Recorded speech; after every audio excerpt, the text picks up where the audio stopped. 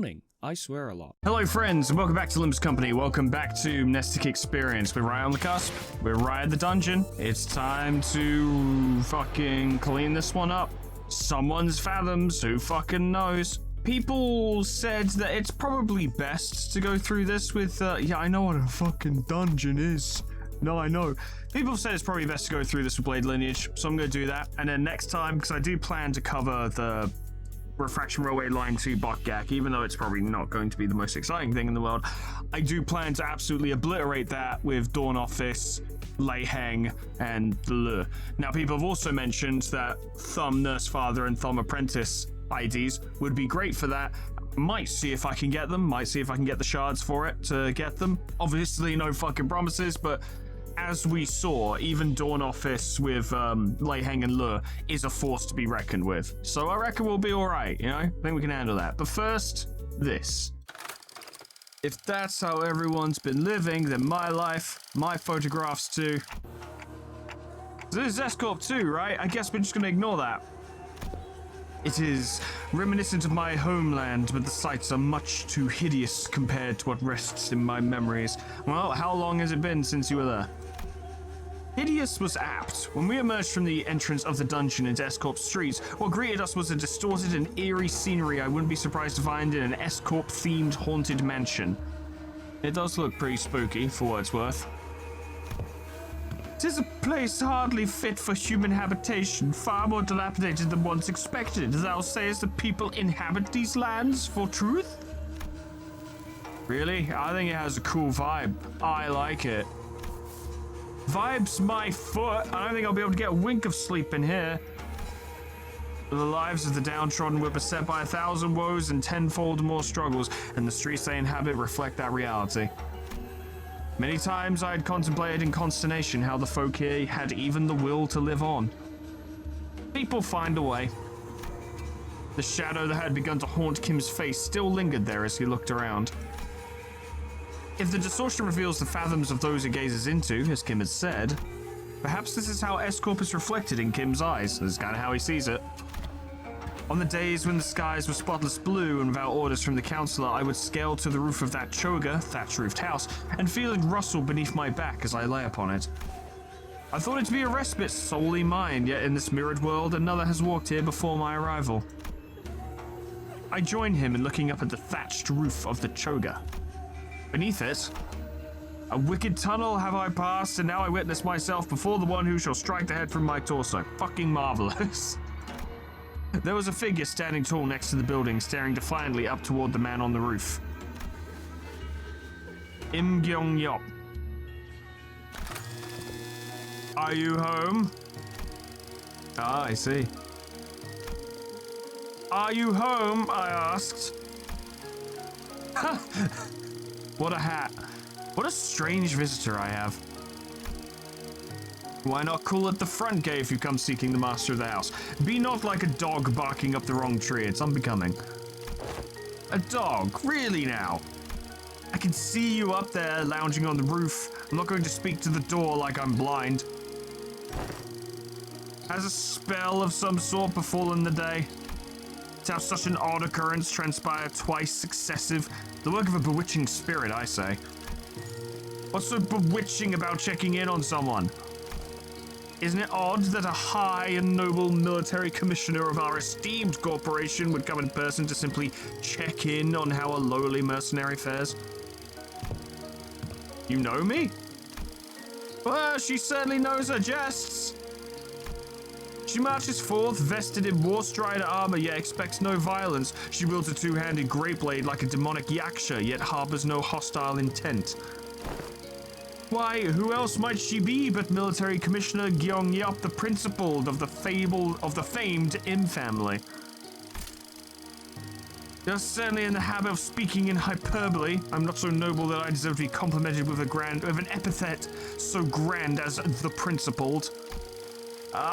Not a compliment. You see, Commissioner, this is a rhetorical technique known as a backhanded compliment, in which I damn you with praise, for you are so bound by your precious principles that you would rather be unreasonable than betray them. So fuck you, I guess. Does an officer ranked 2nd Ordnance have no wit to engage in such banter? No. Why? Am I out of line, as they say? You two are friends, right? This was our first meeting, so no, not at that precise moment. You have a way of making first impressions, lad, let me tell you. I know, I'm just saying if I were her, I wouldn't ever let myself become friends with you after such a bad first impression. That's what I'm saying.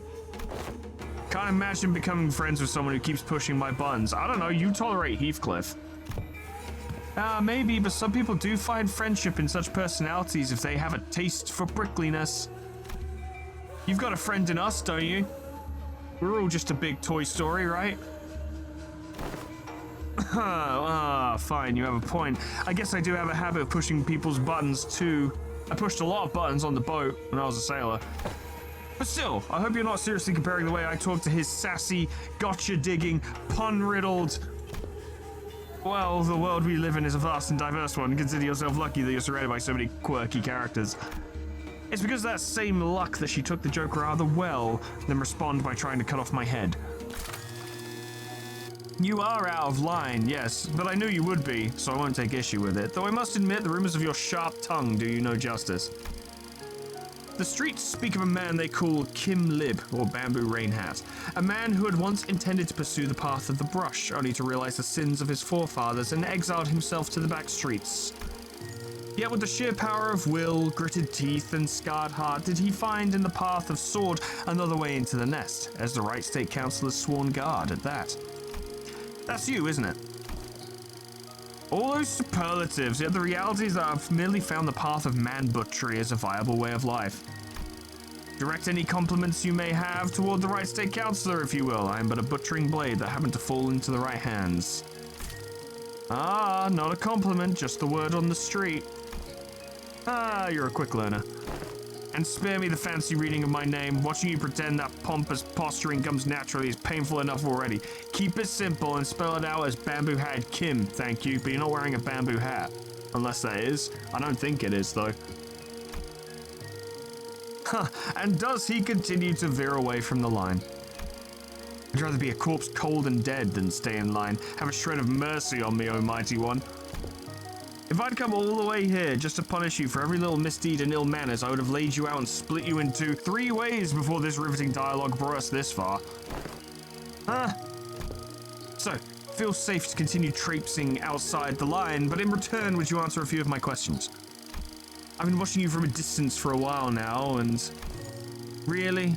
Stalking someone's not very principled of you. You sure she didn't give you a good wallop after that? I fucking would. No, truly a mystery, isn't it? Besides, she did give me free rein to continue traipsing outside the line. I couldn't in good conscience turn down such offers of kindness. Not that I ever do. You sure have a way with words. A way of finding your way under the listener's skin, huh? Perhaps, yet are such japes not to be expected among fellowships of close mutual bond? As we all know, I, Yi Sang, am prone to divvying out zingers at every opportunity. They don't look like friends yet, though. So care to tell us why she's been watching you? I was engaged in the age-old pastime of throwing rocks. Oh, you speak of the game of Sukshion? Rock tossing? Save them for the festivals of Dano. I was throwing rocks at the passers-by. So he's not just a bum, he's a fucking hooligan as well. Like some kind of dickhead teenager at the park, just mildly harassing people nearby. Fie on thee, that is a wrong deed, good sir. I suppose it is. People of Pyo and Sal, bone and flesh in particular, found it to be distasteful, and they did not let their discontent be hidden. But the P, which is blood, and the downtrodden cheered me on, to a degree. They found it cathartic. Oh, curious then, is it a right deed or a deed not right? Pyo, Sal, whatever is it that thou art describing? I kind of know because I read the descriptions, but I'm more than happy to let them actually explain it. It is a well-known truth that Escorp is also known by its other name, Salpipio Agro Industries. Okay. A wing specializing in the general agriculture and livestock industry of the city. The vastness and the depth of its responsibilities have necessitated such divisions of labor. So this is the food place? And considering the fact that, if we just have a quick look through back again, blood, bone, flesh, I'm going to assume that they have really good farms because they grow crops from fertilizer made from blood, bone, and flesh.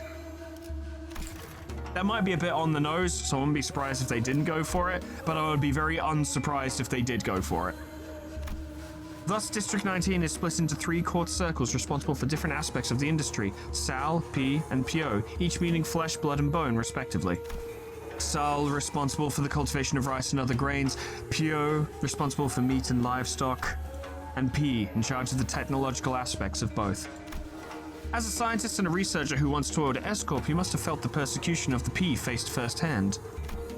It is believed that the Trinity was designed for balance, that they would provide assistance when requested and keep one another in check when needed. It was once a promise of cultivating a fair and sustainable S-Corp. Alas, the noble intentions of yesteryear now lie sullied, the Trinity now degraded to 3 quarreling bands of profiteers blinded by avarice, relying not on honor but betrayal and perfidy to claim the top of the triangle. An adherent of the flesh claims the position of the chief state councillor and monopolizes rice as the common folk starve. Classic. An adherent of the bone, once a right state councillor, toadies to Sal and rises to the seat of the left state councillor. When such shameless conspiracy permits not the common folk to even till the land as they please, anguished cries of suffering flood the streets. Thus, the common folk are reduced to livestock, bleeding out, hanging from a hook, while bone and flesh collude like that of the emaciated dead. Okay, so the analogy is a little less direct. Who shall claim the severance of flesh and bone and force them both to yield? Ah, funny you should say that. An oft-heard poem when walking the streets of S-Corp. Oh, then the people whom thou have targeted with thy rocks were... They weren't people. Rats. But not like rats, as in people without a job, but just horrible people. Rats? Oh yes, the councillor finds rats detestable. Much better to stop them from a distance if you want to crush them. By any chance, do these rats have a habit of sneaking into the royal court to better pilfer what the common folk rightfully deserve? They certainly suffer from a severe case of kleptomania. So you purposely threw a rock at his feet to trip him to the ground, knowing that he was a kleptocrat? That's a good pun.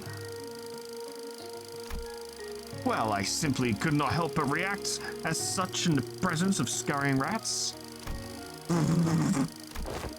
Is that all you find funny? Speak if you do, I could use a good laugh about now. Just heartily expressing my gratitude, that is all. Those whose corruption is revealed ought to readily receive their scarlet aura bonds, the gall to scamper away with their expensive prosthetics. My men were having some trouble apprehending them, until now. Well, if that is your intent, you're invited to leave a token of gratitude somewhere in the vicinity. Perhaps I'll happen to pick it up. Wouldn't want to get thrown in the dungeon teeming with real vermin. Oh, I was gonna do just that. Huh? So when do you stop being a sword and be a human again? What? When did you clock out? The way I see it, you're not the kind of person who'll ever let a drop of liquor get to his tongue while on duty for the right state councillor. Ah, she's cute. Return to the Shogun when you're human again. I'll buy you a drink as thanks. Ha! She's a funny one, huh? Mentor, then this fellow you had often mentioned fondly was... Correct. Haven't I mentioned her a few times as a drinking fellow I had left behind in S-Corp? I must say, I myself found that relationship most intriguing, that the military commissioner of the Sal faction would fraternize with a bodyguard of the right state councillor, who was of the P faction. Still, I knew not that the fellow was none other than a military commissioner of S-Corp. It never seemed relevant to bring it up. Whatever. Engdu's eyes had gone wide in shock, her voice rising unconsciously. It is news to me that you have had ties to a second ordnance official, a military officer with command over high-ranking employees of the wing, at that. Well, I was in the service of the right state councillor, who's a first ordnance, you know. Well, that might be true, yet you would like to know why I, with such a powerful friend by my side, have ended up in exile from S-Corp. Yes, your silence over such matters of great import is why I've come to introduce you to others as a reticent one, Master. Maybe you should spill the beans. We had made the Blade lineage our home, for S-Corp, availed no home for us but the lineage. But you, Mentor? I would rather show than tell. Let's proceed, shall we? This enchanted place seems intent on unearthing all of my past, both savory and unsavory. All shall be revealed in due time. Kim looked around, a twinge of loneliness in his eyes, before moving on. We followed without a word. This'll be interesting. This'll be fucking interesting. Military commissioner's fucking cool. Yeah, I know what a dungeon is. Oh my god, no. Not even a real dungeon, it's like a mirror dungeon. I'm just gonna go straight because there's no reason to deviate because I don't know what any of the deviations would mean. I'm sure it's fine. We emerged into a dark and muggy cavern filled with air so stale it almost felt stifling. Up ahead, a thin ray of light shone through the darkness, seemingly guiding our path. Following the red light led us to a four-way fork in the road. A constant, powerful gust howled through one of the paths. Another was filled with a metallic tang, the smell of blood. Then there was a path that was entirely silent, and the last one echoed with the harsh noise of sword striking against sword. Which path should we choose? This path loud with the sound of clashing swords. Just how many people are fighting up there? We must proceed with caution, executive manager. There may be a battle underway. The sinners all looked disconcerted at the strident noise of metal against metal. It was an unmistakable sound of battle. We stood ready in troubled silence as the sounds of war only grew louder and louder until they came to a sudden silent stop. A pedestal made of stacked stones appeared before us, though none of us knew how long it had been there. Atop it was a red accessory, the kind one would hang at the bottom of the hilt. Red tassel. If target has slash resistance, it fucking sucks to be them, hey. Love to see it. Onward. Oh, these are different. Resentful Blade Lineage Salzu. Oh yeah, I'm sure this will, I'm sure Kim will get through this well. Striker stance, acupuncture slash series counter. Good stuff, good stuff. If this unit's defeated, apply 5 poise and 2 poise count on all Blade Lineage allies at the next turn start. At 20 plus, equip slash series on the leftmost slot.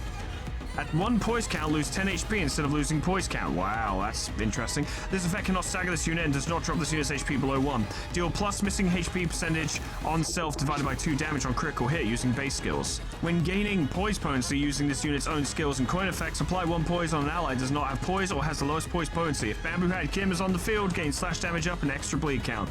On clash lose, gain a head splitting memory. Is Kim on the field? Yes, he is. Look, there he is. What a fucking Chad. More acupuncture. Yield my flesh. It's pretty similar to what we're used to. Overthrow. Classic. To claim their bones. Oh god, I hope he uses it. They'll probably set up the boss fight of this dungeon to have him use it because they know what people want to see, right? They know how much we all love this shit.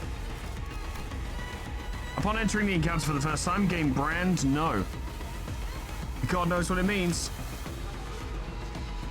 He's level 81, so he's not like ridiculous, but he's still pretty fucking good. At 1 poise count, lose 10 HP. Oh, so he's got the same as well. Okay. Still play at the homeland. If Pride Resin was activated, interesting. Gain Pride Resin times 2 poise. Apply 1 slash power up and 1 crit damage up on all sinners and assist units excluding this unit. For Blade Lineage targets, double this effect. That's why you want to bring Blade Lineage, I see. When gaining poise potency count using this unit's own skills, apply points. Yeah, this is all fine. More for Blade Lineage. When a Blade Lineage sinner or assist unit is defeated, this unit loses 10 SP. Yield my flesh to claim their bones, and this encounter when this unit takes HP that brings its HP down to 0, nullify that damage, then this unit's HP cannot drop below 1 for the rest of the turn, once per encounter. Much like his page in Ruiner.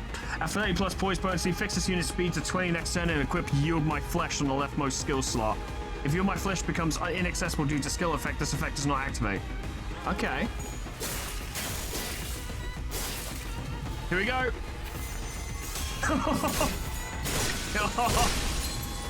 Yes! Ah!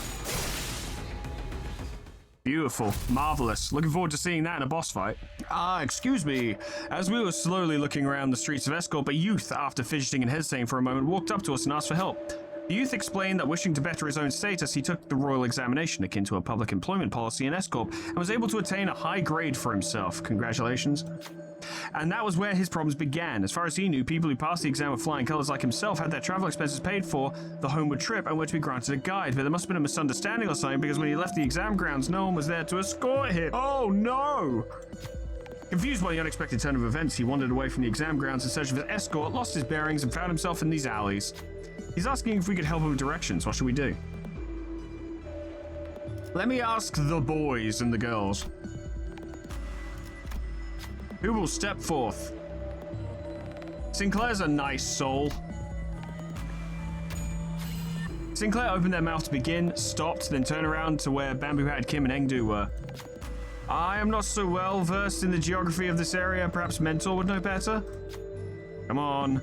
Kim let out an audibly disconcerted sigh, then walked up to the youth to give him directions. And take off that royal celebratory flower crown. You don't want people to know you've passed the exam. Oh, but why would... It's for a good reason. Just do as I say, you'll thank me one day. The youth stared back at him in puzzlement, before seemingly deciding that giving proper gratitude for Kim's assistance took precedence. He handed us what appeared to be a small ceramicware vessel. Ah, this might be a water dropper for brush calligraphy, though you may have no practical need of this, for I see none of you are much acquainted with the art of grinding ink against inkstone. I impart this gift to you in hopes that this dropper may form a small flow in your rivers of life. They would have made for a rather moving moment had it not been for the exaggerated scoff that Kim gave. The youth hurried on his path without minding the sudden discourtesy. Engdu later asked him what had spurred his sudden outburst, but he did not give her a reply, instead choosing silence behind pursed lips. Water dropper. What does it do? When allied identity gains assist defense, the said ally gains 2 damage up and 2 protection. Only to number 1 deployed identity. Gain 2 haste next turn. When identity speed is faster than the enemies, deal plus 3% damage for every speed difference. Oh. Sebo. Let's plow through. Oh boy. Oh, Jesus.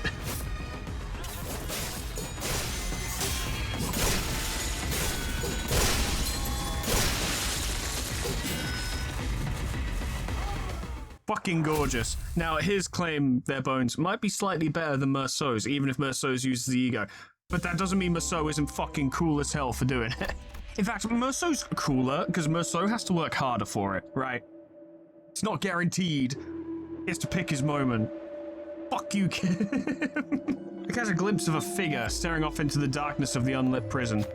Bamboo Hat Kim lets out a sigh, but before he even fully exhales, who goes out? A sharp cry cuts through the stagnant air. Someone here must have noticed us. What should we do? We are ready for battle. Get fucked, boy oi oi. You're not the prison guards. The woman who called us stood there for a moment, nonchalantly trying to gauge us even as we stood with our weapons drawn. Then she walked toward us in a gait that could not be called aggressive. But instead of chatting with us, she called upon the figure sitting inside the prison. Would you care to explain? Who are they? What happened? One-sided exchange continued for a while as she tried various lines of questioning to chat up the figure inside the cell, but it was to no avail. May as well be talking to a corpse long dead. She let out an exasperated sigh before turning to us. Indeed. Are you not here to visit him as well? Might you be those who share his purpose? Sure, why not? Who will step forth? Sinclair! I love to gamble. There we go. Visit that fool? Hearing that, Sinclair and Kim stepped forth to explain what had led to the incident at the Wright State Councilor's estate, with a particularly critical edge coming on when describing Kim's own actions, that is. So that is what has transpired? Hold on. How does that man know what happened? There's no time for idle chat. You must leave Escorp right this instant, and... By the time Kim's story ended, the prisoner's curiosity finally bubbled over the limit and threatened to spill over his questions. However, the woman, who had just learned the truth of what happened, refused to engage at all and focused entirely on removing the Kang clasped around the prisoner's throat. You cannot stay here. There is still much to be done. As for my fellow conspirators, perhaps it would be best that you make yourself scarce as well, considering your precarious position in Escorp. The side entrance I used should still be open and unguarded. Leave quickly. She continued to deftly work her hands to unclasp the Kang, even as she gave us directions so detailed and vivid that we could find our way out of the prison without a map. Meanwhile, Bamboo Hat Kim had wandered off to a corner of the room, picked up a piece of broken wood and pocketed it. Sure. Crushed wooden manacle. On hit against an enemy using a slash skill, inflict 1 defense level down. Next turn. If an ally is faster than the enemy, the said ally deals plus 3% damage using base attack skills for every 1 speed difference. If the enemy has bind, double the above damage boost and its maximum cap. Oh, jeez. If only we had a Honglure identity that, focused on inflicting bind. Man, that would be so useful. What a shame. Oh, well. I guess I'll just never use his defense skill. Shucks. No, it can't be. My life is. The experiences, the memories I had recorded are different. Alas. Kim came to a stop with a grim look on his face. Yeah, we've seen this before. Again, I am returned to this day. His voice had dropped to the same morose pitch we had heard before. Mentor, I have been here before. Ah, have you? Had a peek into my memories when I had distorted, did you? Ah, I must say it's a bit embarrassing to have my deepest and darkest secrets revealed like that. Kim grinned sheepishly as though to clear the air, but it was becoming rather clear to me what he was doing. That his flippant demeanor and seemingly devil-may-care attitude were but a mask to hide the true darkness in his heart. Then this must be, indeed, the right state councilor's estate. Someone whom I had once protected, thought was worth protecting. Kim pushed open the main gates and made his way into the front yard. Watch out, Engdu. Take a tall step over or you might trip.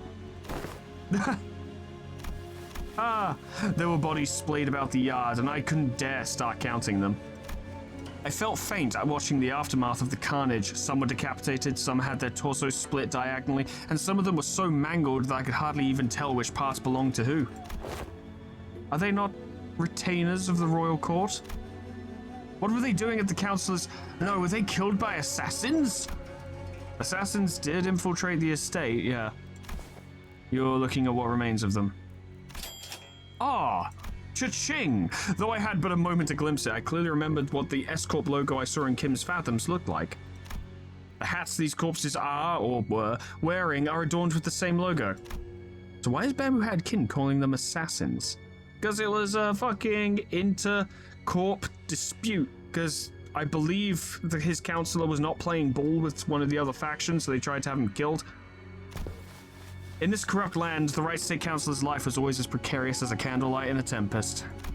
Such is the fate of all those who have the guts to speak the truth in S-Corp, where positions of influence are hoarded by corrupt sycophants whose chokehold on power is ironclad.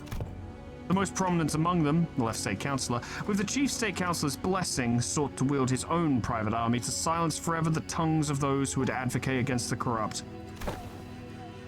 Private army, but they are prohibited in our homeland. Well, evidently they still exist, don't they? So they're kind of like how the great houses of H-Corp each had their own armies? That is similar to what is happening, but not exactly. If S-Corp's circumstances were to be explained in plainer terms, it would be akin to a situation in which a company, whose employees outwardly appear to be all working for the same side, is in fact fractured within, with certain departments pledging allegiance to a different individual than the chief executive. What assassins there had been, in the past at least, wore masks to hide their allegiance. I had thought this no different, though of assassins significantly less invested in maintaining their disguises. Not realizing that I had just placed my stone inside the tiger's maw. Evidently you did pretty well though, eh lad? Looking around at the yard teeming with the assassins, I recall thinking it odd just how many of them had been sent. Though the left state councilor's power had grown to loom over that of the king, I should have realized how ridiculous such a brazen attempt on the life of one of the triumvirate councilors of the royal court would have been. Foolish. I have failed you, councillor. can only claim so many bones. There were simply too many of them, and as though they had decided that tonight was the night they would finally slay the councillor, or die trying. I was soon overwhelmed, and some of them eventually managed to get around me and reach the councillor's bedchamber. The moment I heard them breach the door, all strength left me, and I fell to my knees. I, Kim Lib, am a poor excuse of a bodyguard, and I have failed you. And I knew who the author of the foul scheme was, the left state councillor. Let this be my final act of loyalty ere I depart this life. Though I am too meager a person to carry on your will, councillor, what I can do is plant the seeds of terror in the hearts of the unjust, if only to shackle their blackest hearts from committing greater misdeeds. I shall go before the villain who contrived this betrayal and see the favour is repaid with steel. Only by such vengeance shall the councillor at last close his eyes in his grave. Or so I had thought. Creek? What? Greetings, honoured bodyguard of the right councillor. I see that you've been hard at work. Cursed parasite, I ought to flay you alive and reveal the wretched soul underneath. Some gall you have to show your face here. Oh, here, you mean the home of the Honorable Right State Councillor who toils day and night in service of the royal court? I know the assassins were sent by the Left State Councillor. Get out of my way. I shall collect your head once my task here is over.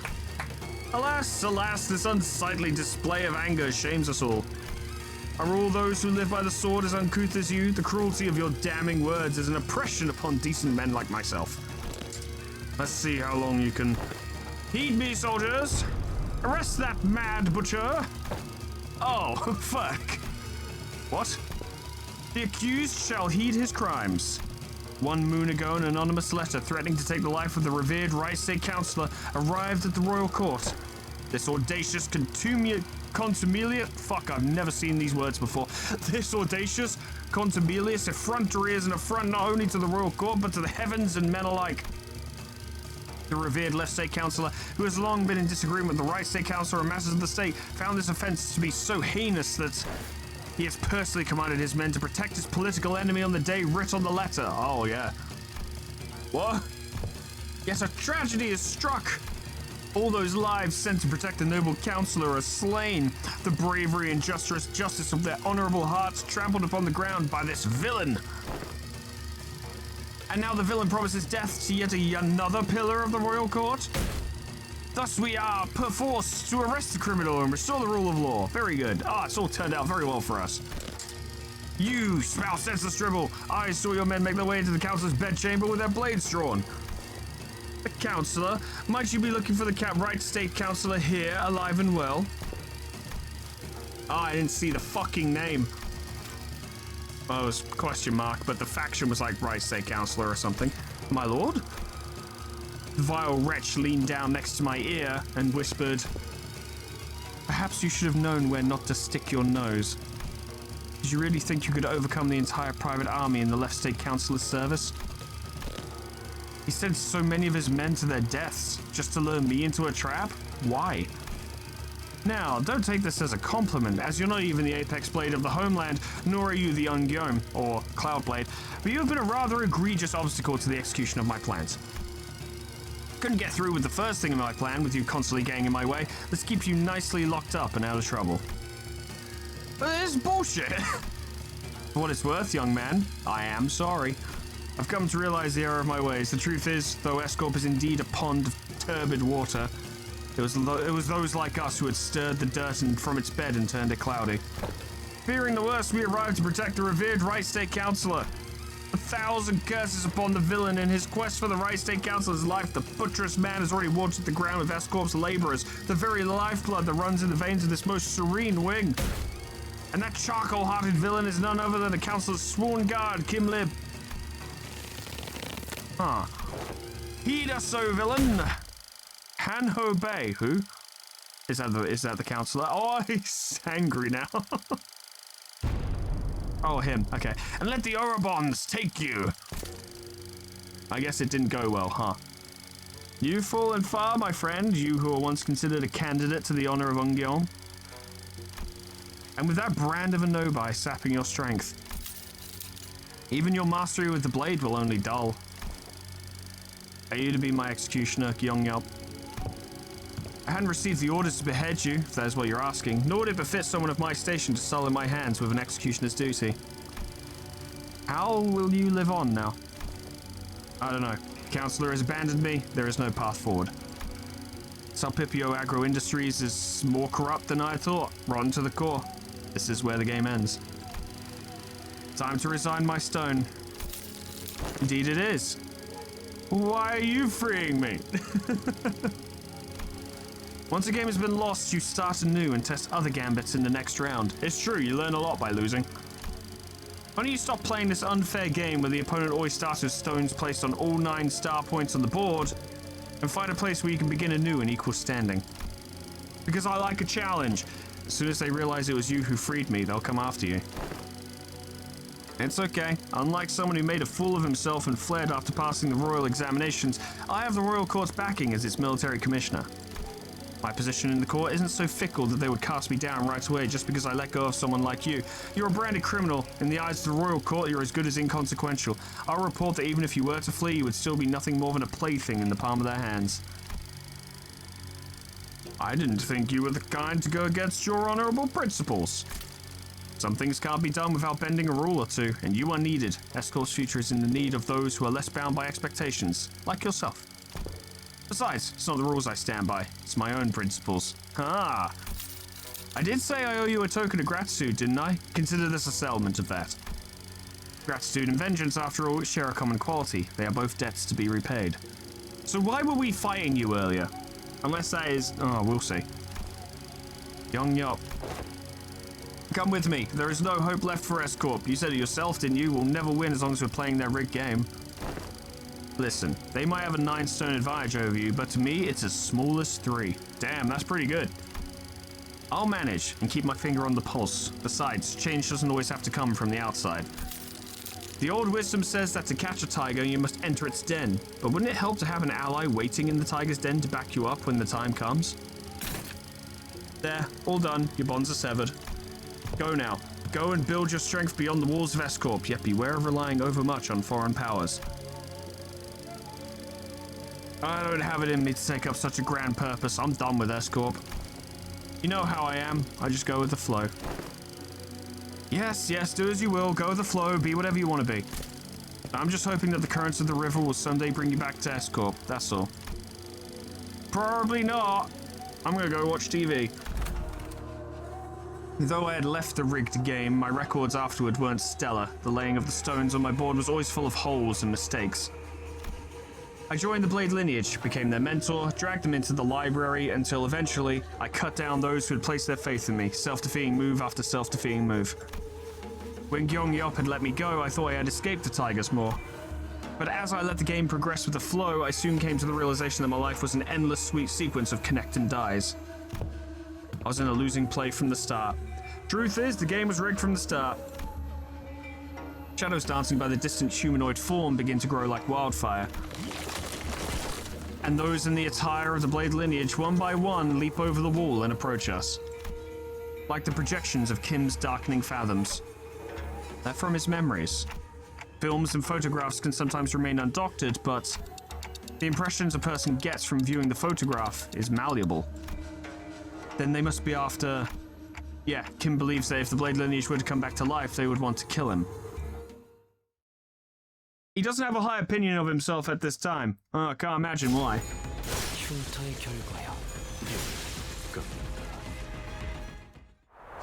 Easily handled. So I'm assuming the reason that Gyeong Yop is going to be a boss fight is because Kim believes that if she saw him now, she would kill him. She'd be like, man, you fucking suck. What a fucking loser. Etc, etc. Much like how he believes any Blade lineage members would want to kill him, because they're like, wow, you fucking failed us big time. And so on and so forth. Someone carrying a sword on his belt and a sack on his shoulder leaped into a haystack near us. This is considered normal behavior. A few moments later, a small squad of Shinokans, torches in hand, rushed in from the same direction the man had come from. We saw a criminal who has coveted the kingdom's properties flee in this direction. Speak up if you have seen the wretch. The Shinokans began walking up to the civilians and questioning them about the criminal's whereabouts. Despite all having seen the man jump into the haystack, all of them shake their heads and refuse to give up the criminal. Are they hiding him for some reason? Soon the Shinokans, having made their way through the crowd, approached us as well. What should we do? I have no clue, officers. Not a fucking idea. Not a single one. Couldn't tell you. No clue. Sinclair, you're a good liar. Nice. So you went that way, huh? Appreciate the assistance. Once the group of Shinokans hurried toward the direction I pointed them towards, the man crawled out of the haystack. Seeing that the Shinokans had gone, some of the civilians walked up to the man and gave their thanks. Good work, you. Can't have those vile Shinokan take a noble thief like you away. A thief of the people. They're all wretches, I say. Wretches, so well fed while we all starve. I'll bet they'll bleed rice if we got them. He returned their gratitude with a polite bow and then approached us. You have my thanks. I did not expect to be shielded by outsiders such as yourselves, but this is a welcome surprise.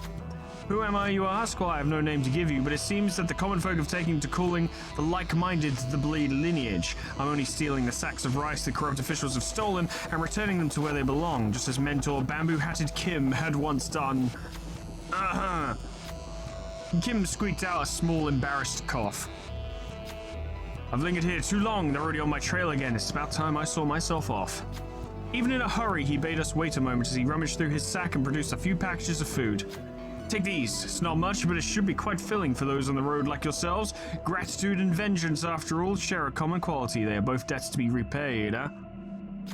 With that, he withdrew into the shadows. I dare say. All allies healed for 50% of max HP. Thank God Faust was suffering. And back to full SP. 단테 씨는 망설임이 없군요. No hesitation. I dare say this bamboo-hatted Kim was a reputable rogue. An utter rapscallion if I've ever seen one. Beautiful. Very good team. Especially with Kim's help. Oh shit, we're already at the end. Fuck. Didn't notice. Alright, let's do this. This could be tricky. Sure, we'll be alright though. We do have a sniper, just in case all of this honorable sword play doesn't work out. We do have someone with an actual fucking gun. And gun beats bow, sometimes. Like a prey backed against the cliff's edge, I am left bereft of paths. My hand hesitates, with no room to place the stone. Misjudgments burgeon when contemplations harrow the mind, indeed. Burgeoning to burgeon in the field. Now all that remains is to neutralize that one enemy combatant in the yard. Yeah, I bet they're a real fucking pushover. Tell me, who's waiting for us in there? You should know, this place and its enemies are projections of your memories. Not the hardest guess to make, is it? I expect to find Im Gyeong-yup in there. Gyeong-yup was a woman of loyalty and principles. Even as a military commissioner, she never stopped wanting to change the way the royal court was. But even she must have broken, in the end. I scoured the newspapers and TV for anything I could find on the current state of S-Corp. It was plain as day that nothing had changed there since my departure. Mentor, is that not but a baseless speculation? Your concerns grow uncontrollably. Never have you spoken to us about such a monstrous one in the past. Thus, what lies before you is but a figment of the distortion reflecting upon your memories. That was she so fucking scary? Did this Im Gyeong-yup appear as that monster does, Mentor? No. Gyeong-yup wasn't like that. Gyeong-yup, I still believe their Salpipio Agro Industries deserves to die. But destruction's not the point. The point is that I want it to be a place where I can cut away the avaricious corrupted and have it be a wing that cares for its common folk. If I didn't know better, I would have thought you were seeking to supplant the current S-Corp. You know that's not what I'm talking about. I'm just a wanderer, floating down the river's flow to where the currents take him. When the river bent and I hit a wall, someone picked me up and made a blade out of me. Once abandoned, I returned to the flow and found myself a mentor to those who afforded me the undeserved faith. And the river continues to wind, carrying me back to S-Corp, whence I had fled. Shall I let the blade sing my inner thoughts? You think I'm satisfied with the way S-Corp is? Your method, as it is now, goes against the principles. I expected better from someone of your wiles. If you enjoy those principles so much, then why ask me to leave the game? Because someone has to stay behind and try to bring change within the limits of their principles. I only hoped that one of those bends in that river of yours would float you back to knock on the gates of S-Corp once it was primed for change. Has that changed? What do you think? You at least seem to think that I have. Because you believe that I shall stand in your path. Ah. And that's the point, right? The question now to Kim is, why do you think I would stand in your path? Stand in my path. And stem the flow of this river evermore. Ah. Very well. The law states that the denial of the will of the royal court is a crime deserving of death by beheading. I am Gyeong-yup, second ordinance of the Salpipio Agro Industries, official of the sword and military commissioner to the royal court, shall uphold the command and sever the buds of rebellion before they propagate. Well, we're in for it now. She's actually gonna fucking go for it. No fighting until shield runs out. I like that it's imagined Im Gyeong-yup to be like, yeah, this is just what Kim thinks. So have your passives remain the same. Essentially. God, I forgot how good this track was. That's such a good beat. It's so simple, but so brilliant. The sword of the homeland passed down in the Sal court circle is not at its heart an art of killing. To cut and cut again until blood runs dry and the bone is laid bare. That is the essence of this art that strips the opponent's flesh into ribbons. That is the sword of the homeland practiced by Sal. Deal and take plus 20% damage on critical hit against and from Bamboo Head Kim. This flesh I claim. Find that fun. We probably need to keep Kim. I don't know. Do we need to keep Kim alive? Is that necessary? Yes, actually, it is important to keep him alive. He does have to survive this. Whatever. He doesn't even want to survive this, for God's sake. Look at him. He is the coolest looking guy ever, though. Goddamn. Precisely the kind of vibe I'd want. Understated. Very cool. Hand in pocket. Perfect. I do appreciate getting to fight Yong-Yup without having to switch back to that fucking box. Like, having this actually be a stand-up fight is much more my style. All right, let's see what we can do. 전부 잡아드리죠. Good start. These are some nice bonuses we can get. 어떤 순간을 기억하나요? 저는 지금군요.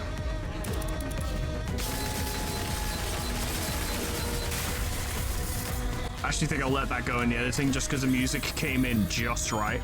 I really liked it. It just sounds so good. You love to see it. The damage wasn't terrible. Go on, lad.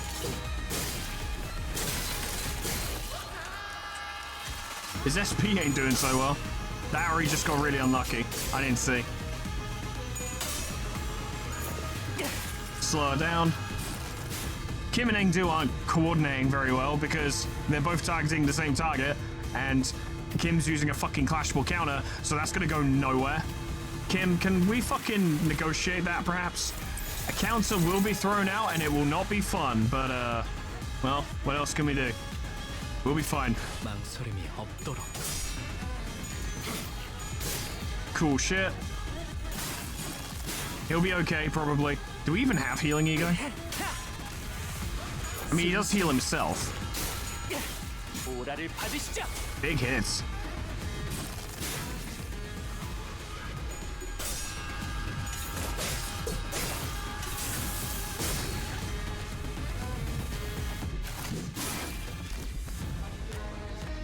Oh, the music is so good. Can't help it. That beat comes in, I'm just like, yep, we're in a fucking fight. This is an encounter. We are in a battle. It is good. That's very cool. He's just so cool. Can't fucking help it. Oh, goddamn.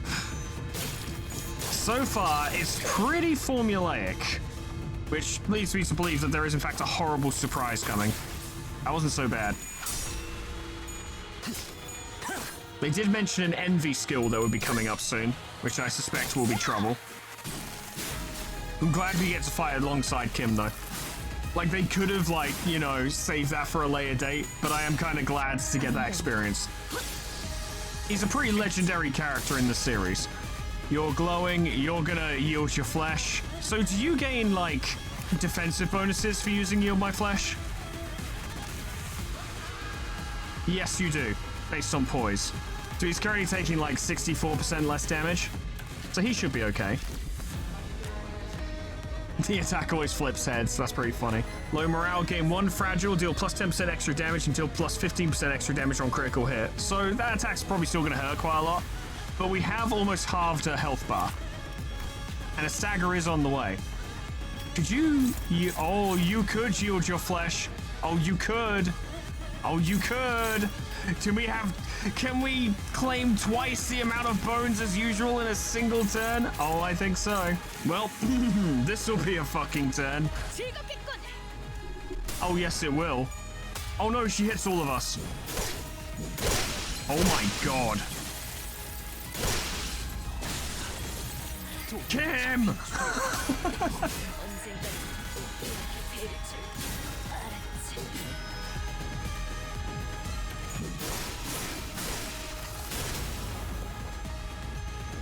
Kim, you fucked up!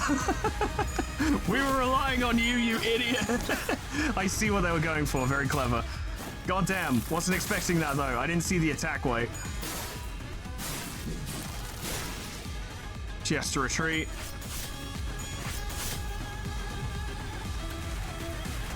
Kim, you fuck up. He lost many fucking SP for that. Does he gain any benefits from people dying?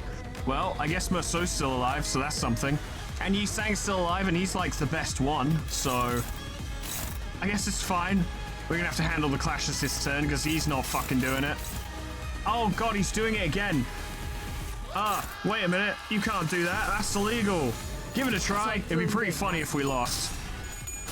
Ooh, ooh. Thank fuck for that. I guess this is now unnecessary, but it's fine. It's a warm embrace. It's okay. That was a fun little upset that I did not see coming. I wonder how many other people were caught out by that. I assume not everyone, but I assume at least a few people fell for that trap. Is it a trap though? I didn't really look into my options, you understand. I ignored the attack entirely because I was like, yeah, this is Kim's moment to deal with it. And it was. That's what happened. But, you know, it was just detrimental to the rest of us. Why did you leave Sinclair alive? He's not very good. Could have done without him. Healing. He seemed to survive it. He healed a lot, actually. Right, because he consumes the stacks when he's about to die. Okay, that was a lot of damage. Counter sniped. You hate to see it.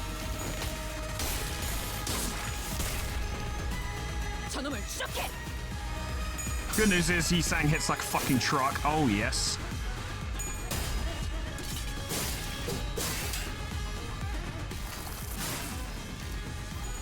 Yeah, we got this.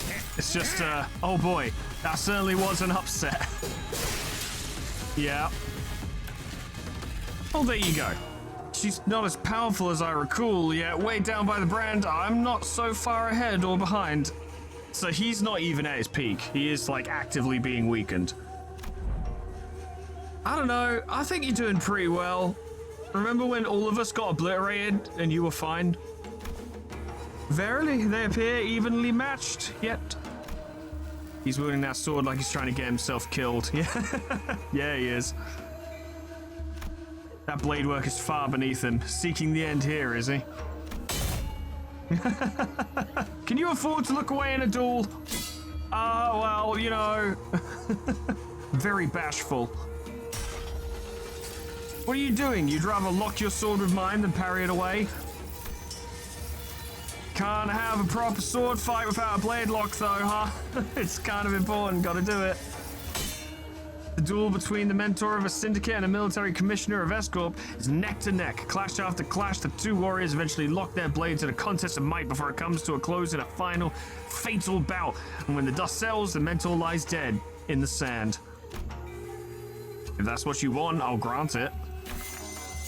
Good, let's finish this. Just as Bamu had Kim and Ingyeong-yeop readied for their final bout, Engdu leapt in between them. Ah, Engdu, you're ruining my death! Come on now. Are you really so ashamed that you would choose death over life, mentor? Are you so scared to live that you would rather die? Kinda, yeah. Yes, I am. I am scared. I am terrified of my own audacity to live my days as though I hadn't failed everything and everyone who had the misfortune of placing their faith in me. My mission, my honor, my fellows, as though my path isn't haunted by ghosts, as though I can stand shamelessly before the watching eyes of the heavens. What have I even done with the life that was given to me? Blind to the realities of my homeland, I served a master who chose politics over loyalty and justice. I cut down my very fellows who chose to trust a fool like me.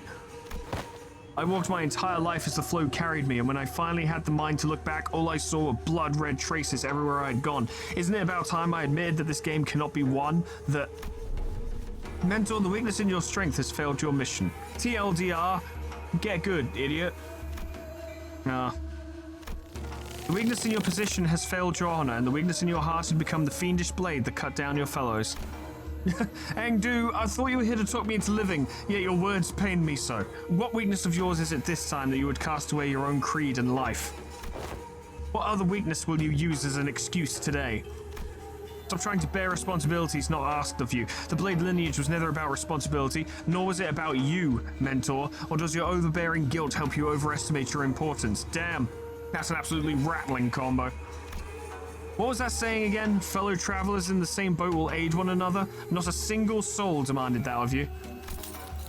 Been talking about kicking a man when he's down. And I've had enough of that flippant larking of yours. We all have. Do you truly believe that not a single one of us had picked up on the fact that your levity was a means of relieving yourself of the burden you had cast upon your own shoulders? None of us ever demanded some impossible feat from you. What was it that you've always said to describe yourself? That you are but a butchering blade that wields not itself, a tool wielded by willing hands. Why, Mentor, I know not what kind of shame or responsibilities a mere tool has, do you? Because I fail to see any. All I see is a massive fucking tool right in front of me. I am a tool, it's true. If the shame does not subside still, then shroud your face with that bamboo hat of yours and live on. Live on so you may repay your debts. I do owe a lot of people a lot of things.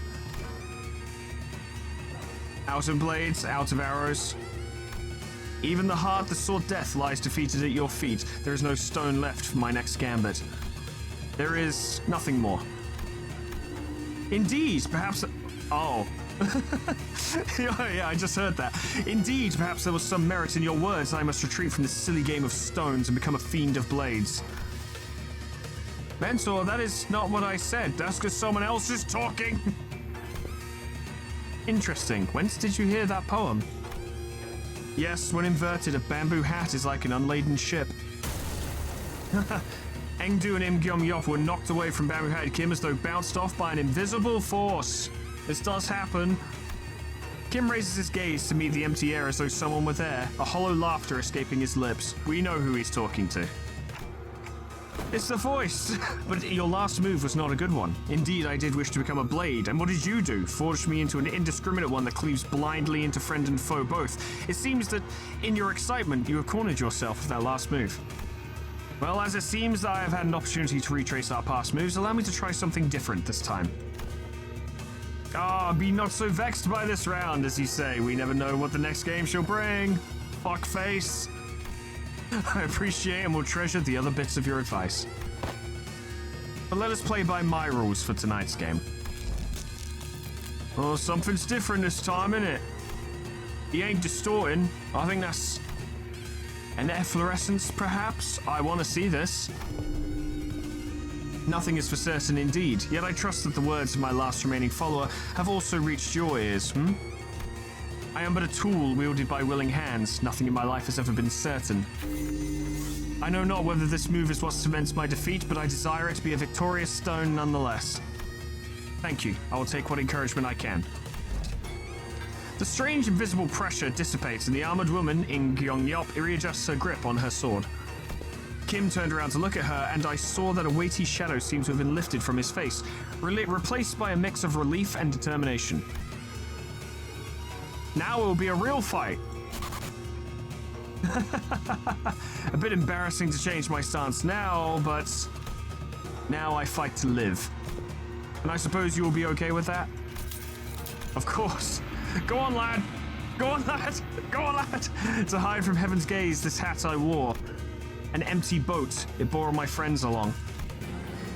In bamboo veiled, we drift from shore to shore. With wine, I don my hat to watch blooms throng.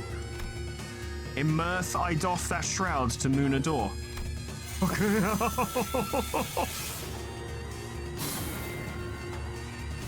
So with this bamboo hat to veil my brow, oh my god, I'll talk in a minute. Though winds and rain may rage, I shall not throw. Hide to me, bamboo-hatted ones, speak your name, for I find your outfit dubious of character. I am he who has mentored the lineage of blades to its premature end. He's holding the blade like that as well. I am he who has sought to bring salvation to the downtrodden, to no avail. What to call a man who has failed to disburden himself of the world? How to name a man who has failed to bear the weight of the world? There is none. So call me Bamboo-Hatted Kim. Bamboo-Hatted Kim, the treasonous wretch.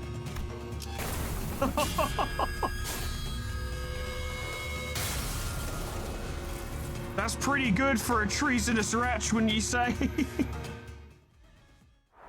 So, yeah, Merso's ego is literally Bamboo-Hatted Kim's ego. Right.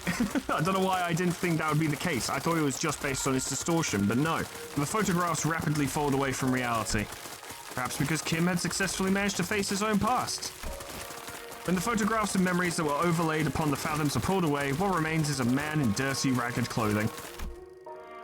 The fathoms of S-Corp slowly lose grip on this world, and soon reveals the fathoms of the distortion that was hidden behind it, or beneath it, beg your pardon. I see residents of the backstreets in their blissful highs from taking the canned experiences, and a man who's watching them with disapproval. Oh yes, this guy. Why is everyone running away from all this? Because it's easy, and it does a lot of damage. A baker, always surrounded by the smell of freshly baked bread. A florist who makes lovely bouquets for graduating youngsters. A photographer who captures beautiful sights to remember. They're our lives, our experiences. You want to be a billionaire with an extravagant mansion in a nest? A legendary fixer who can make the syndicates cower in fear just by going on a stroll? What you get from those cans is not real! Is everything in your lives, all of this, just empty means to an end so you can get high on fake purchased experiences nailed into a can? If that's all your life is, then my life and the photographs I've taken are all... No, it can't be. My life is bullshit. Those experiences and memories I've photographed are different. You're all blindly consuming fake experience after fake experience without care about the real thing, and that's why you're all floundering, grasping at illusions. So let me show you the things I've shot. The memories, the experiences, the reality of your lives. Well then, how about that? It was only in passing, but I glimpsed an unmistakable grimace, a scowl, on Merso's face. I reflected upon the events of today and could at least begin to guess as to why that might be.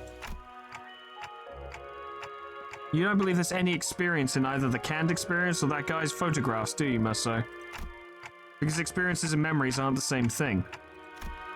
What really distinguishes them, I wasn't sure. Correct, manager. But what I knew was that the distinction was, for whatever reason, important to Merso. Hello, lad. Why don't you stomp on that fucking camera before the N-Corp employees show up? A figure materializes into a humanoid form, swirling out of the projector. He must be the distortion's guy. And next to him is another figure, stumbling out in a giant suit of armor. Oh. Blimey, that thing's still alive? It is but an overlay of fathoms created within a distorted space. The concept of life and death has little meaning for such a thing. Yet faint does she grow, it must be that the distortion's power is waning. Can it wane faster? Accused one, for these are your crimes. Crime of fomenting chaos in a foreign wing while impersonating shurikens of Salpipio Agro Industries. The crime of exploiting the suffering of Salpipio Agro Industries, downtrodden as a mere veil for one's own fathoms. And... there would be but a part of reenactment, impersonating a military commissioner of the kingdom without the royal decree. Pursuant to the law of the homeland, the accused is to be sentenced to death by beheading. And before we even had the chance to step in or anything, the faint mirage-like warrior brought down her sword on the docugrapher's neck, decapitating him. I guess that solves that situation, doesn't it? He didn't even let go of his camera. Can an entity of the fathoms slay one outside it? Such an instance has heretofore never been observed, but as it is happening right now, right before our eyes, I can only say yes. Yes, that did happen. That in fact occurred, yes. Young Yop is a woman of principle. She would have done the same to the bitter end had she truly been here. As the headless body of the inflection point crumbles to the floor, Im Gyeong-yeop's shape slowly phases out of reality. And we found ourselves back in the projection room. And there was Ezra, who was absolutely fine, surrounded by like 1 million N-Corp employees who are all dead. No way, don't tell me that headless corpse is... We found a large group of injured N-Corp staff thrown pell-mell about the room, and Ezra, who was looking down at the headless body of the docugrapher. Yeah. He dead. That's what he gets for impersonating a military official. 승부수가 먹혀들었군. So if your stratagem was to let half the team get murdered by the real Bamboo Hat Kim, then yes, I suppose it did work, didn't it? This has been fucking solid. Yep, right on. Gotcha, team leader. Ah, and that's the initial report done. Good work, guys. Tucking her radio back in, Ezra commended us in a relieved voice. The distortion has perished in the mission. Will that not cause trouble? Yeah, that kind of sucks, but it's not like you guys could help it. Who'd have thought that the distortion would kill its own inflection point? Pretty wild. If we knew that in advance, we probably would have prepared something to stop it, but, well, that's for the LCD and team leader to investigate. All in all, this mission was still a success, since we managed to eradicate that distortion from N-Corp, not to mention satisfying our client, and we're gonna get paid, and we're gonna get money, and we're gonna be rich. Also, Ezra looked toward Engdu and Kim with a light-hearted shrug, clearly less concerned than she had been earlier. Now I finally know why you've been disappearing on your own without letting us know. Glad you don't seem to have any more reason to, though, so it's all good. Hey, that's the real win of this mission in my book. Kinda, yeah. It's pretty important. Hooey! Point is, we did it. We did the thing. It's done. Gosh, I swear I am never doing one of these without the team leader ever again. Seriously, I got this close to losing it more than a few times. You did punch Kim in the chest. You dropped him like a sack of shit. It seemed the responsibility of looking after LCD juniors had kept her stressed and high-strung throughout the mission. I think you say that, and I'm sure responsibility was a part of it, but I think it was just Kim being Kim for most of it. I hadn't noticed it, but her brows had finally relaxed, bringing back the chipper Ezra I was more familiar with. Thus, I shall not abide by any more of your indolence. You will now join us on missions and tasks as you are expected to. Is that understood, Mentor? Engdu, would you mind releasing the hems of my sleeve? Oh, what I wouldn't give to lie down and pass out right about now. The raw emotion in Kim's voice had likewise faded, and with Engdu's voice no longer as barbed as it had been in the Fathoms, it seemed to me that the two were back to the more relaxed selves I knew. Well, you didn't... Well, sure. Can't exactly say more relaxed for Kim, though, because that's how he's always been, at least from what I've seen. Well, in any case... Fine, you are released. You've given me a good, hard shake. I don't feel so good. Say, Engdu, I'm afraid they might have gone overboard with upgrading your arm. You may have burst multiple blood vessels in my arm. With your hem release, allow me to reiterate that... Stop. My heart finds peace as well as I watch them bicker. Is everyone doing okay? Yes, Executive Manager, our forces have only suffered minor injuries that do not require you to go through the trouble of rewinding the clock, except for immediately after the fight when, 4 sinners got obliterated. Hang on, mate, I've got a dislocated shoulder. I can pop that right back into place for you. Allow me, I've taken care of similar injuries in the field. Yeah, and guess what happened the last time I let you do that? You rotated my bloody arm the wrong way and turned my bones in my shoulder into little chips. I love chips, but not those. Don't sweat it, I can rewind that. By now, I've already grown used to the pain of rewinding the sinner's injuries. A dislocated shoulder shouldn't be a big deal. I have orders to ask thee a clarification, if thou wilt. Yeah? Dost thou recall, as we battled the N-Corp's pin frame team, the foes have taken photographs of us? And they are those who are sent to identify and capture the one who have violated a taboo, forsooth. As we stood in their path, 'tis no mystery why we had come to blows, yet I find this to be most perplexing. Wherefore did they take so many photographs of us? Maybe they were just taking photographs to report their locations? Recording footage is taboo in N-Corp, meaning they can't install security cameras here. Their only option for keeping a consistent record when tracking down a case or a person is by photographs. Thine words hold water, yet most puzzling, forsooth. For I recall with clarity that from a certain point they'd begun photographing us with renewed obsession. Oh, hey, that sounds like a question for Merceau. Given how often I had to rely on the information Merceau had provided me in this mission, I think I've gotten enough practice on how to phrase my questions the right way and pull the answers I need from him. Watch Dante fuck it up. I couldn't get him to tell us his own judgments on matters, but since he seems to have a near photographic memory of what he's seen. Merceau, do you remember how many pictures of us the N-Corp staff took? I do. 56 times. That's a lot of pictures. You actually remember the exact number of times they shot us? I do. It's always so neat seeing his memory in action. So did you get the chance to see which one of us got the most photographs taken? That's the big prize. I did. Oh, who is it? Who is it? Is it me? I make for a fine model if I do say so myself. No, it wasn't you. It was Merceau. It was me. Yeah, I imagine it was. Huh. But why? I mean, what's the most statistically likely reason that it was you? It was at that moment that I heard the sound of pebbles crunching under boots approaching us, louder and louder. What the heck? N-Corp. God dang it, are you here because we beat up some of your guys? Listen, we had to, because of the distortion, see? It is as she says, the skirmish was an unfortunate consequence of combating the distortion phenomenon. Limbus Company provides a customer damage compensation program in case of such unforeseen events. Instead of engaging us in battle, please elect to contact the emergency response team at our headquarters as your first. Yes, we fully understand the circumstances surrounding the battle, and we intend to submit an expeditious request for damage compensation as you have recommended. But we are here on different business, so if you would be so kind as to let us speak. You're talking my goddamn ear off. Different business? They are here to arrest me, manager. Hold on, Merceau, let's hear them out. Wait, what? Merceau did not resist. He walked past us and joined the group of N-Corp employees. Oh, we're losing Merceau! This confirms that you are Merceau, formerly one who nails, and a former member of the maintenance and management team at the Grand Magazine Sisyphie Headquarters. The one who nails? Confirmed. By the decree of the Giants, you have been expelled from N-Corp with imprisonment as a penalty for non-compliance. Pursuant to Article 12 of the eviction regulations, you have also been informed that remaining in N-Corp's district for more than 6 hours may subject you to immediate arrest. Do you see how you fucked up?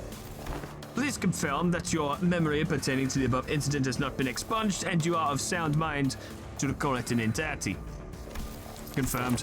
Very well, then in keeping with the regulations, I hereby notify you that you are now subject to arrest and transport. Place your hands behind your back and please offer no resistance. I am required to inform you that resistance may incur further penalties. Yeah, whatever. You'll never take me alive, pig. Wait, stop. That's my employee. You can't take him.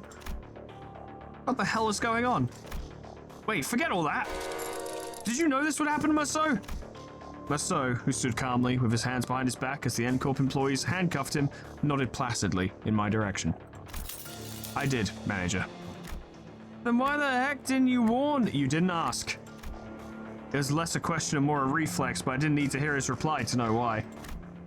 Right, I never asked, did I? You did not.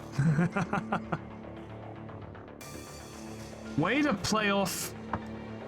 I hesitate to call it a gag as such, like a running gag, more like a consistent personality trait that is often played up for, or at least a couple times is played up for like comedy's sake, and then pay it off in a properly tragic manner. I like that quite a lot. I'd say you should have warned us way earlier, but you just reply, I will follow those instructions going forward, right? Yes, I would. Subject now in custody. From this moment onward, you are considered a suspect and will be transported to N-Corp headquarters for your trial. As for the rest of you, would you be the organization the suspect is a part of? Organize your ass! What in the bloody hell do you think you're... Organize your ass is really good. Heathcliff, you're about to antagonize N-Corp, a wing. In the absence of a reasonably justifiable cause, such as a contract, engaging in battle with the city's corporate entities is strongly discouraged. Yeah, and we're just supposed to twiddle our thumbs while they drag him away? This must be another piece of information they neglected to tell me. Yet another development that was set in stone. Despite her calm and collected explanation, I could tell this was not a pleasant situation for Faust either, as she was sending an uncomfortable glance at the N-Corp's employees. So where are you taking him? N-Corp headquarters, we just told you! None of your business, Every trial will be scheduled for the execution of the exile sentence. They replied dispassionately as they took Marceau into custody. We looked back at them, not knowing what to do or say. The late afternoon sun pricked at us like 1,000 hot needles. Marceau, now in cuffs, gazed at us with an expression that would not seem out of place on any ordinary day. That's... damn. Shit, I didn't think Marceau was going to get arrested. Free him, he has literally never done anything wrong. And that is the Intervallo. I like how kind of flatly that ends, actually, because it's appropriate. What happened? Well, Marceau got fucking arrested, didn't he? That's all you need. God damn. Free my boy. Well, that's interesting, because as you guys are aware, I'm planning to run R-Corp in the next Canto. And that's going to be fucking difficult because we only get 4 R-Corp identities, and one of them is presumably going to be missing for at least a portion of the next Canto. So we'll have Hong-Le, Heathcliff, and Ishmael, and obviously, and Rhodia as well. I forgot she was an R-Corp identity. Interesting. Okay. Alternatively, we could go into the next Canto with this fucking team and then celebrate Marceau's return with his return as the Thumb East Capo. That would be pretty hype, I suppose. But I do really want to play R-Corp. I want to see what they're like. They're fucking cool. Still, that was a great Intervallo. I enjoyed that a lot. It set the stage for Canto 10 very well. Almost entirely just by the nature of the ending of it. Kind of did the job pretty well. And also, it just, I don't know, it was fun, it was interesting, there's a lot of cool concepts we got to explore. Stuff behind Bamboo Hat Kim, who, as I mentioned before, is a legendary figure in the fucking franchise, so naturally, that was very cool to go through. It was just overall a good time. I wish I could have got through it quicker, but many things popped up to bar my passage through this Intervallo. But we got through it. I'll probably do a video going through the Bokak for the Refraction Railway. I think I will do that. That will be very fucking laid back because, honestly, it's an old Refraction Railway. Like, it's not going to be the same level of drama and hype as, like, Line 6 was. But it'll be something fun for us to hang out again in with, right? You know what I mean? You know what I'm saying? You know words. It's okay. That is all from me for today, friends. Thank you so much for watching, and special thanks to my members and patrons for supporting the channel. Your support is invaluable, lads. Thank you so very much. I'm very curious to learn more about Marceau. I assume all of us are. I'm sure pretty much every single Limbus player is eager to learn more about Marceau because the dude is an absolute fucking enigma. And to an extent, we are going to get our answers in September, I want to say. I think it was September. Not sure, can't remember. I think it's September that the next Canto is coming out. I have a very busy month in September. I'm playing, like, it's my band, essentially. I'm playing, like, 2 festivals and maybe another gig as well, so I am wildly fucking busy in September. I will try and get on Canto 10 as soon as I can. I really will. But be warned in advance that my videos might be a bit late. Fortunately, other content creators in this sphere who are not slacking off going on fucking musical adventures with their bands will likely bring you those videos much sooner. So fear not, you will not be deprived of content. Someone can tide you over until your big man comes back to reclaim his seat. That utterly nonsensical rant aside, I will try and get on it as soon as possible, but just warning you in advance, it might be a bit slow. You know how it is. But that's all from me for today, friends. Thank you so much for watching, and whatever happens next time, I hope I see you there. Toodles. Goodbye.